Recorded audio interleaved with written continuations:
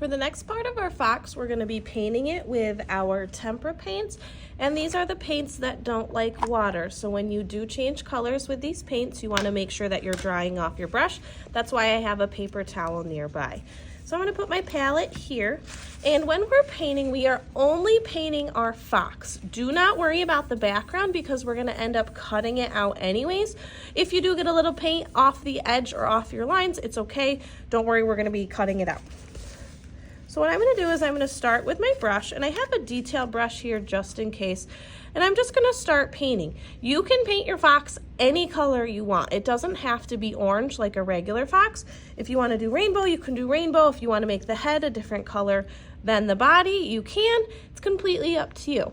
What you're going to notice when you paint your fox is that the paint is going to go over the puppy marks.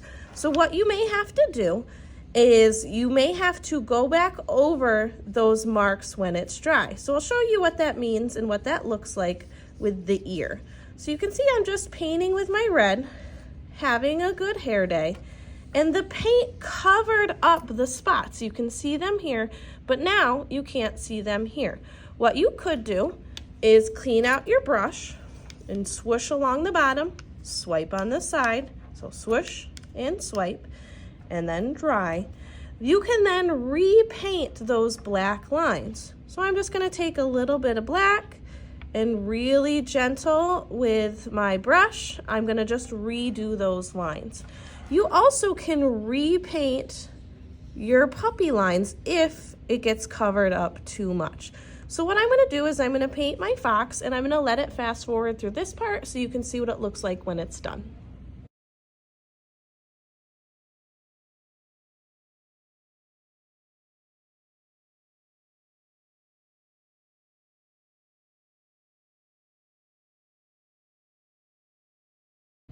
You can see where I painted over my nose and my eyes and my fur, so I'm just gonna fix those up in this last step.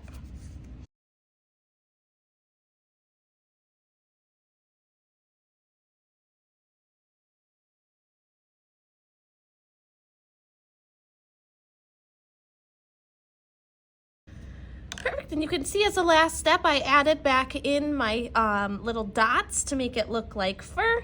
Now that my whole fox is painted, I'm gonna pick it up like a pizza and put it into the drying rack. For the background of our foxes, we're gonna make a mosaic-y like collage using tissue papers and a bunch of glue.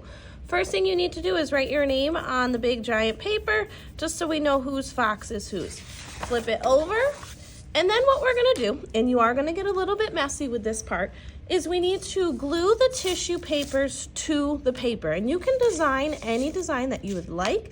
Just think about the colors before you put them down. Now, some of the tissue papers are stuck together, so you want to make sure that you're only putting down one at a time. So make sure you peel them apart first. And then what you're going to do, taking one of the glue paintbrushes, is you're going to lightly tap it into the glue. Make sure you don't get any stringies. See how the stringy is coming off? To not get the string, all you have to do is wipe it on the side of the plate. Then what you're gonna do is paint the glue on. And I'm gonna do a big square area to start, and then I'm gonna lay down my tissues after. So brush can just wait at your tray. And then one at a time, you're gonna start putting down your tissue paper. And you can do any pattern that you'd like, or you could make them random.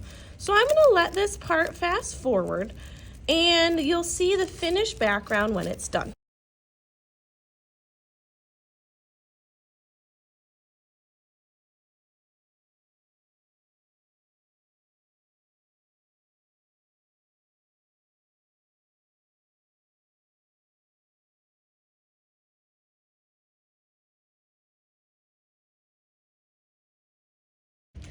If you notice a few spots that are just up too far, you can always take your glue and your brush and put a little bit more glue down.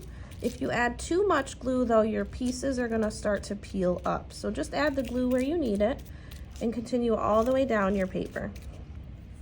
My hands too are getting a little bit sticky, so if you do need to wash your hands, you can go ahead and wash your hands throughout this process.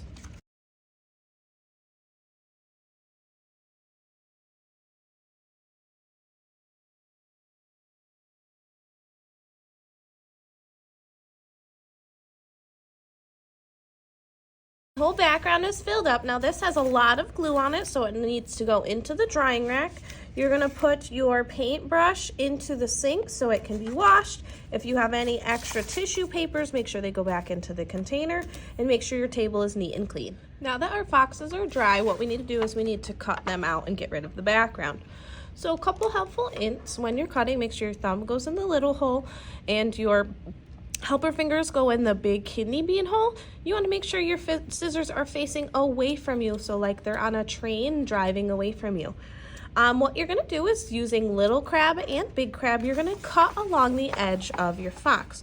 And helpful hint with this, what I like to do is I like to do little crab in, and then what I like to do is take my scissors out and then start to cut from somewhere else. So I'm moving over to the side of his face, still doing little crab, and I'm gonna cut all the way up to my other cut.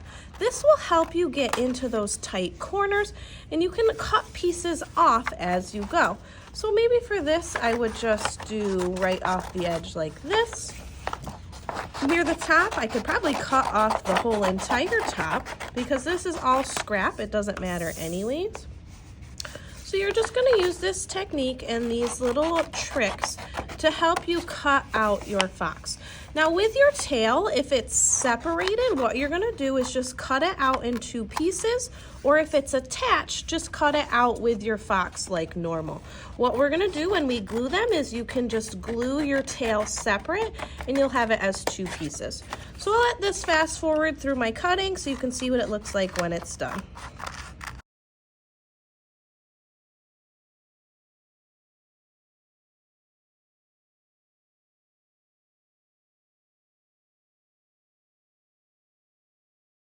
Perfect, and my fox is cut out. Next, what we're gonna do is glue it to our background. Perfect, so I have my background here. It's all dry and ready to go.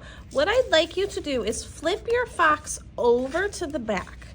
Then we have to put the glue on the blue side so that we can then glue it to the background. By doing this, we get the perfect amount of glue on our fox, and it won't be coming out the sides.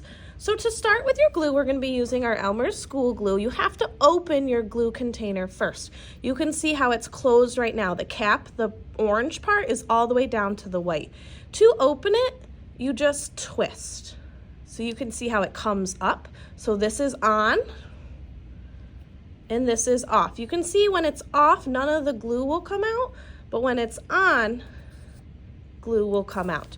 Dot, dot, not lot is what we're remembering. So we want just dots. Notice that I'm not putting my dots too close to the edge. If we put them too close to the edge, they will come out the sides. So I'm doing all the dots all over the back of my fox to make sure it's completely covered. When you're done, turn your glue off. And then what we're gonna do is carefully flip your fox on top of your background. Now when you do this, you wanna line it up with your eyeballs first. If I were to put it like this, it doesn't really make sense because the bottom of the fox is floating in the middle of the page. So you want the bottom of your fox to line up with the bottom of your background. So this line right here needs to match this line right here. Once you think it's in a good spot and it looks nice, you're gonna just lay it down and then press it down. Helpful hint with this too, because there's a lot going on in our background, flip your entire page over and then smooth from the back. This will help you not get glue on your hands, and it'll give it a nice even pressure for when your fox is sticking to the background. Flip it back over to make sure it looks okay. Everything's looking good.